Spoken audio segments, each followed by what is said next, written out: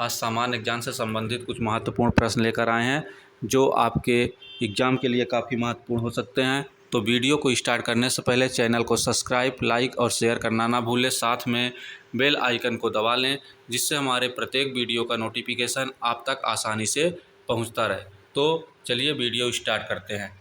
किस वृक्ष को पर्यावरणीय संकट माना जाता है?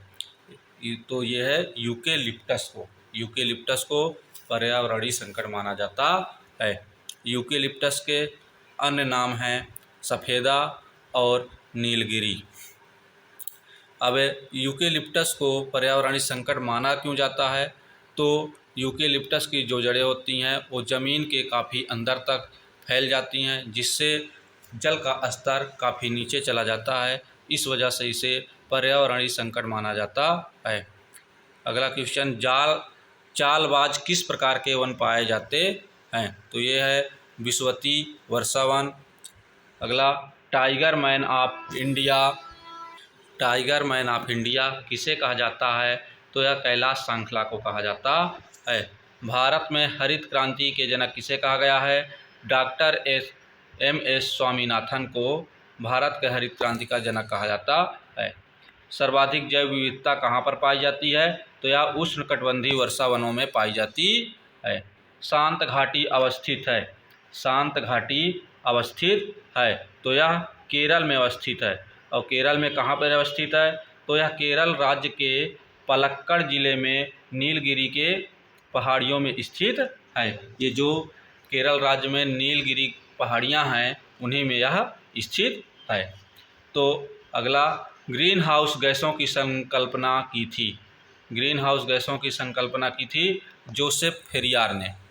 कार्बन क्रेडिट का दृष्टिकोण किससे शुरू हुआ? तो वह शुरू हुआ क्योटो प्रोटोकॉल से। चलते हैं अगले तरफ। ओजोन परत मुख्यतः जहां अवस्थित रहती है वह कौन सी परत है? तो उसे स्ट्रेटोस्फीयर कहा जाता है। वायुमंडल में ओजोन परत का क्या काम होता है? तो ओजोन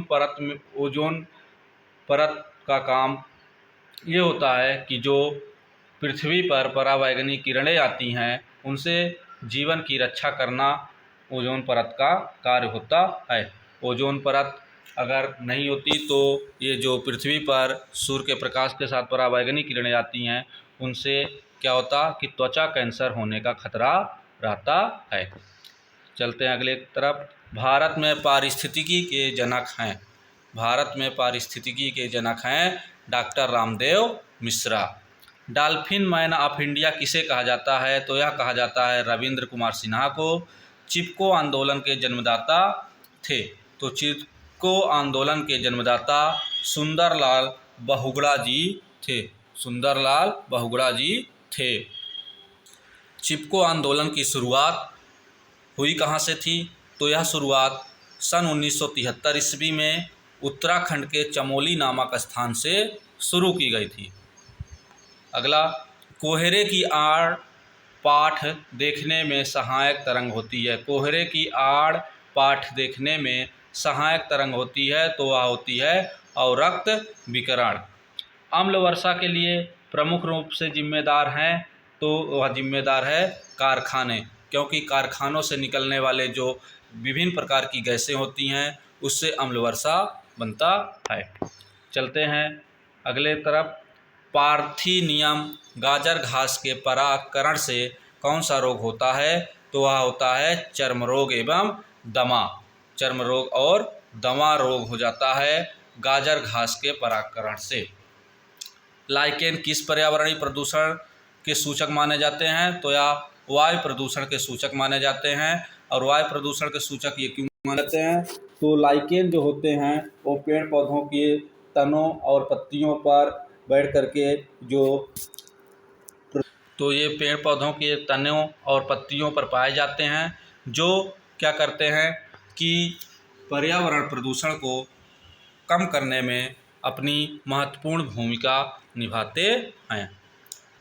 अगला, भोपाल गैस त्रासदी किस गैस रिसाव के कारण हुई थी? भोपाल गैस त्रासदी किस गैस के रिसाव के कारण हुई थी? तो वह है मिथाइल आइसोसाइनाइड। तो यह भोपाल गैस त्रासदी है क्या? तो यह मध्य प्रदेश राज्य के भोपाल ज़िले से संबंधित यह एक घटना थी जो 3 दिसंबर 1984 को हुई थी। 3 दिसंबर 1984 को यूनियन कार्बाइड फैक्ट्री में एक गैस रिसाव हुआ था जिसका नाम मिथाइल आइसोसाइनाइड था। इस घटना में तकरीबन 500 से ज़्यादा जानें गई थी, जिस कारण इसे भोपाल गैस त्रासदी के नाम से जाना जाता है। इटाई रोग किसके कारण होता है? तो यह कैडमियम के कारण होता है। कांग्रेस घास किस घास को कहा जाता है?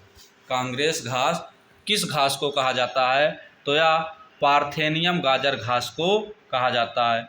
अब यह कांग्रेस घास इसे कहा क्यों जाता है?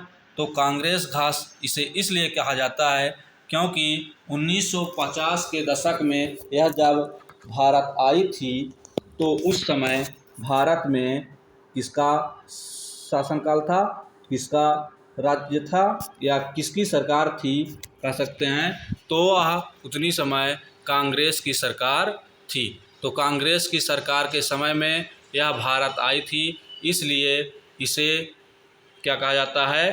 कांग्रेस घास के नाम से जाना जाता है। और यह कांग्रेस घास आई कहाँ से थी? तो यह मैक्सिको से आई थी। कहाँ से? मैक्सिको से आई थी। अगला, अम्ल वर्षा के जल का पीएच मान कितना होता है? तो यह 4.2 से कम होता है। ब्लैक फुट नामक बीमारी का कारण है तो यह आर्सेनिक की अधिकता के कारण बीमारी हो जाती है। पृथ्वी के कार्बन चक्र में कार्बन डाइऑक्साइड की मात्रा को नहीं बढ़ने देता है तो वह प्रकाश संश्लेषण। प्रकाश संश्लेषण जो होता है वह पृथ्वी के कार्बन चक्र में कार्बन डाइऑक्साइड की मात्रा को बढ़ने नहीं देता है। सौर विकिरण की सबसे महत्वपूर्ण भूमिका होती है तो वह होती है जल चक्र में। अंतर्राष्ट्रीय पर्यावरण अभियांत्रिकी शोध संस्थान कहाँ पर स्थित है? तो वह नागपुर में स्थित है। पृथ्वी के चारों ओर गैसों के समूह को क्या कहते हैं? तो उसे वायुमंडल कहा जाता है। वायु क्या है? तो वायु एक प्रकार का मिश्रण है। शुष्क हवा में नाइट्रोजन की मात्रा कितनी होती है? तो शुष्क हवा में नाइट्रोजन की मात्रा 78% पाई जाती है। वातावरण में सर्वाधिक प्रतिशत में कौन सी गैस उपस्थित होती है? तो वह नाइट्रोजन गैस उपस्थित होती है। शुष्क हवा में नाइट्रोजन की मात्रा कितनी होती है? 78%। यह क्वेश्चन रिपीट हो गया है, इसके पहले ये वाला क्वेश्चन सेम है। अगला, यूएनईपी का मुख्यालय कहाँ पर है? यूएनईपी का मुख्यालय नैरोबी में है। विश्व मौसम विज्ञान संगठन का मुख्यालय कहाँ पर स्थित है? तो यह जिनेवा में स्थित है। पर्यावरण अनुकूल उपभोक्ता उत्पादों को चिन्हित करने के लिए सरकार ने आरंभ किया है तो आरंभ किया है इको मार्क जारी किया है। झूम खेती होती है। झूम खेती कहाँ होती है? तो झूम खेती होती है मेघालय में। और झूम खेती में होता क्या है? तो झूम खेती में जो पेड़ होते हैं, जंगलों में जो पेड़ होते हैं, उन पेड़ों की कटाई की जाती है और कटाई करके उन पेड़ों को जला दिया जाता है। जलाने के बाद क्या होता है कि वहाँ पे साफ़ सफाई किया जाता है। साफ़ सफाई करने के बाद उस ज़मीन पे पुरानी विधि के द्वारा यानी पुरानी तकनीकी के द्वारा खेती की जाती है। क्या की जाती है? खेती की जाती है।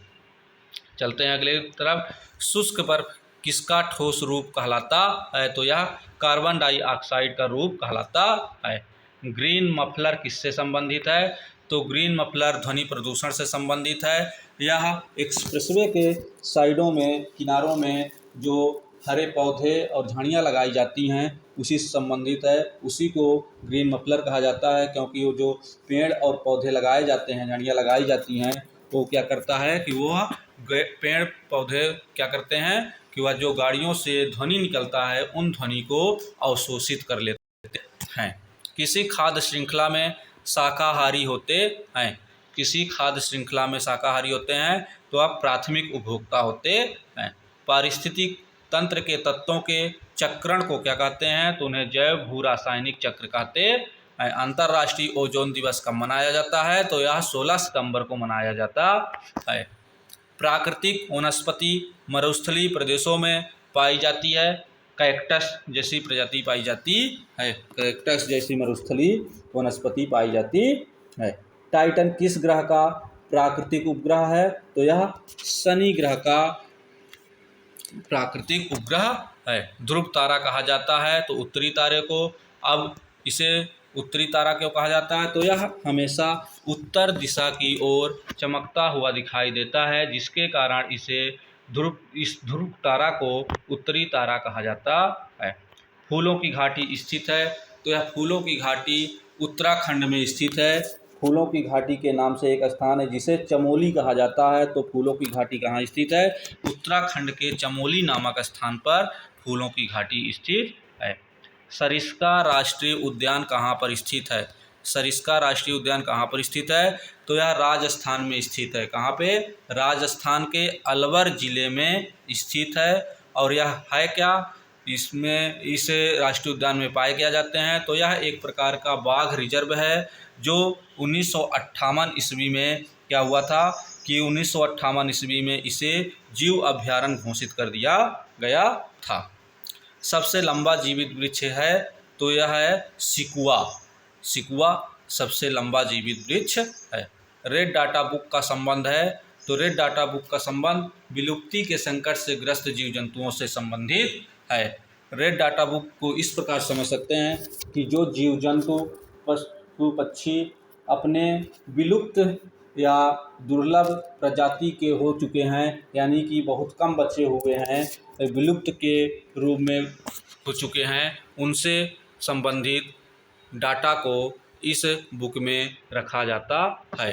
तो ये थे आज के कुछ महत्वपूर्ण प्रश्न। इसी प्रकार के प्रश्न को पाने के लिए हमारे चैनल को सब्सक्राइब करना ना भूलें और बेल आइकन को दबा लें, जिससे कि प्रत्येक नोटिफिकेशन आप तक पहुंचता रहे। जय हिंद, जय भारत।